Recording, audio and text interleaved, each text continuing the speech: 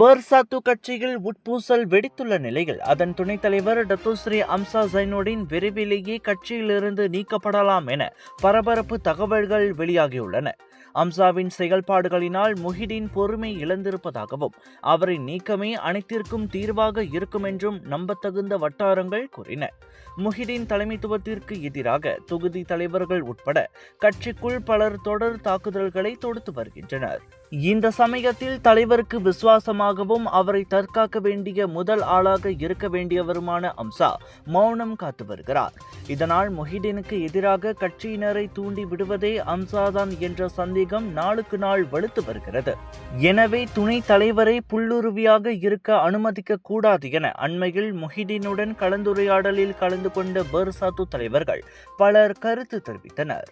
அம்சாவையும் பின்னால் இருந்து அவர் இயக்குவதாக கூறப்படும் எஞ்சிய பர்சாத்து தலைவர்களையும் களையெடுத்துவிட்டு கட்சியை மீண்டும் தனது முழு கட்டுப்பாட்டுக்குள் கொண்டு வருவதே முஹிடினின் திட்டம் என கூறப்படுகிறது. நாடாளுமன்ற எதிர்க்கட்சி தலைவராக உள்ள அம்சா அப்படி உண்மையிலேயே கட்சியிலிருந்து நீக்கப்பட்டால் பர்சாத்து உட்பூசல் முடிவுக்கு வருமா, அல்லது அக்கட்சியிலும் பரிகாத்தா நேஷனல் கூட்டணியிலும் புதிய பிரச்சனை வெடிக்குமா என்பதே பார்வையாளர்களின் கவனமாக உள்ளது. பூஜை மேடை தயாரிப்பில் 10 ஆண்டுகள் அனுபவம் வாய்ந்த தாமரை பூஜை மேடைகள் நிறுவனம். நம் தேவைக்கேற்ப அனைத்தும் கிடைக்கும் ஒரே இடம் தாமரை பூஜை மேடைகள். நம்பகமானது, தரத்தில் உயர்ந்தது. சைபர்ஜியா யூனிவர்சிட்டியின் என் MBA பயணம் எனக்கு ஒரு மாற்றத்தை கொண்டு வந்தது.